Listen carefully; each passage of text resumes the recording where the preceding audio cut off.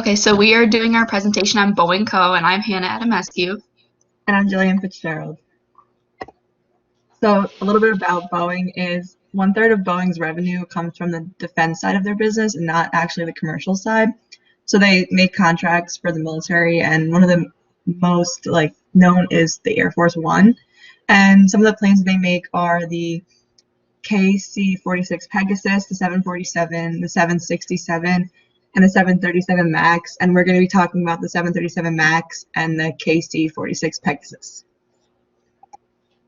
So more about the 737 MAX. The media is obsessed over this plane because of the problems it had.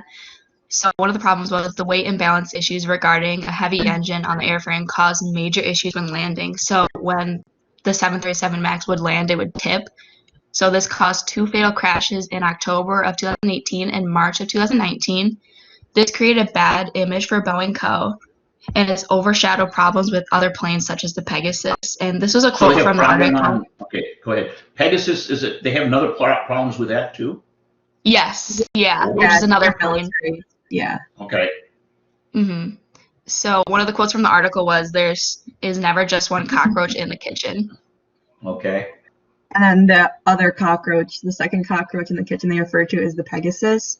So the Pegasus is their it goes with their refueling tanker that was delivered to the Air Force. And the major problem with this one is the remote vision system. So when they go to refuel in the air, this is a picture on the next slide that will show you what I'm talking about. And so when they go to refuel their planes in the air, the boom on the bottom is not flexible enough to connect with the thing that's refueling them. So they had a lot of problems with this. And the Air Force has actually gave Boeing a $55 million contract to fix the refueling boom issues. But they're getting paid to fix something that they screwed up on? Yeah. Oh. Yeah, so this is a picture of what I'm trying to explain, how they refuel in the air. So that long thing that connects them, I guess, is the thing that's not flexible enough to connect, so it's having problems. And so when these planes were being delivered to the Air Force, they actually had foreign objects scattered within them. So people were finding soda cans and trash, tools and nuts and bolts within the aircraft and within the wiring. And when these loose objects can cause serious damage when they're in the air. So it seems to be a problem that no one from quality control at Boeing is actually checking these planes before delivering them. And one of the primary missions of the KC-46 is aerial refueling. So the bottom part of the plane has these locks, and they are supposed to connect to something, but when they don't connect, the plane can come loose and actually could hurt people if they're around a low area. So going back to the 737, it has financially impacted not only Boeing, but other companies related to them. So the halt of the production of the 737 is starting to trickle down its supply chain. And the Triumph Group is the company that supplies the parts for the landing gears on the planes for the 737. So the stocks and the bonds of the group are falling as Moody Investor Services warns it may cut Triumph Group Inc. credit rating on the debt to one of the lowest categories. And this caused the stock price of Triumph Group to decrease by 3.2% in January of 2020. And there could also be another downgrade if Boeing doesn't resume the production of the 737 before the second half of 2020.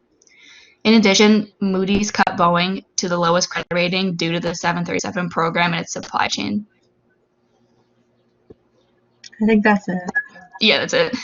Yeah. Okay. Now let's keep going. Now, so they got they're in trouble. Mm-hmm.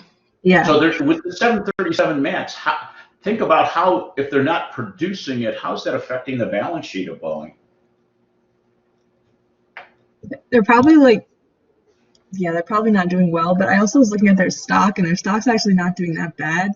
So the whole article is based on some guy saying he wasn't going to buy, why I shouldn't buy from Boeing. So Okay. I don't know if just the 737 MAX and the Pegasus are making their stock be bad, because it's actually going up, I think, the past day or two. Actually, yesterday went down a lot, but yeah. So they created a plane, the 737, that was defective when they put it in the air. Yeah. How did that happen? Well, I'm I guessing. guess when they were doing it, in one of the articles, it was saying that the people like who were making the plane, they were telling the people higher up that it wasn't ready and that like the parts weren't right and that the engine was too heavy, but they still just sent it out Why to did they fly do that? commercial. Was there a reason that the senior people made a decision to go ahead with a bad plane that they knew could have issues? It didn't directly say in the article, but what I'm thinking is they already spent so much money trying to actually create the plane and paying everybody to, make it that they just decided to send it up so they maybe could make their money back somehow. Even though they knew it could harm people. So they put profits before safety Hmm. and quality? Yeah, And the same thing happened with the Pegasus. right. Well, now we throw on top of this whole coronavirus thing where airplanes, I just saw a piece that 90% of aircraft are now grounded, and it's going to take quite a while for that to come back. Yeah. If airlines are going to take that long to come back, will they be wanting to buy any of these planes, or won't that have a long-term impact on Boeing also? I feel like the Pegasus will maybe be able to buy because they're for the Air Force, so they might be Okay. like actually be needed. But the 737s, I don't know about that. Yeah, I don't think that other companies will be buying it because it had such problems and they still let them fly. Hmm. Would you fly on 737 Max? I wouldn't personally because it had such problems and they just let it go. Yeah, me Okay. either. Okay, so if that's how you feel, do you think that's a prominent, what a lot of people would feel? I think so. I mean, it already had two major fatal crashes, so Yeah, I don't think people would trust it. right. So if you don't have trust in a product, this could be a long-term negative, really big effect on the company. Right. Yeah. And the fact that the quality control people aren't even checking for like miscellaneous objects that aren't needed in the planes when they deliver them is kind of like scary also. Yeah, so they had some people who said the 737 Max wasn't safe, and then we had the Pegasus, which people just let all sorts of it. It's like nobody even cleaned it up before they finished it or checked it. Yeah. Hmm. So they just simply put profits ahead of everything else. That's what it looks like. Yeah, it seems like that. Is that something that a company can have and be sustainable over a long period of time? Definitely Yeah. not.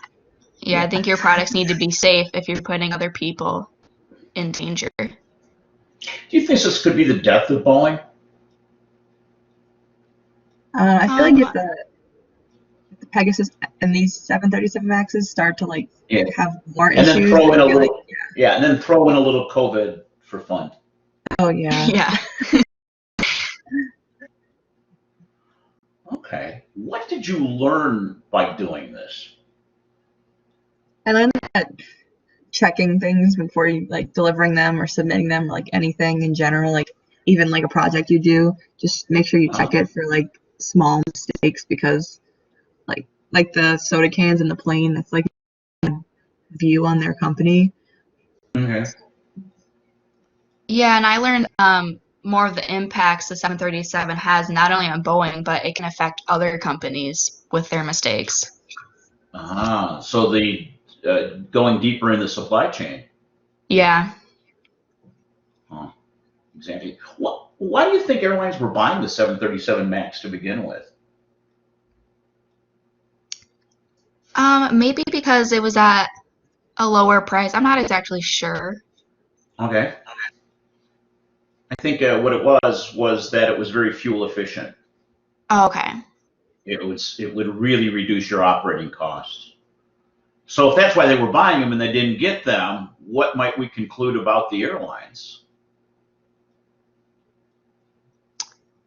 Maybe they need to do a little bit more research about what Yeah. planes they're buying. True, but also if they can't use this more efficient plane, they're using older planes that aren't as efficient, so it's Hmm. causing them more money. Hmm. Now, how's that going to affect ticket prices for you and I? They're gonna go up if they're Yeah. spending more money. Yeah. So we see this loop, if you will, from suppliers to consumers, that this has really impacted a lot of people. Mhm. Okay. Good thoughts. I don't think they're going to survive, do you? I don't think so. Like a short time period, but just because of like coronavirus now, it's also like putting a halt on them. So probably not. Okay.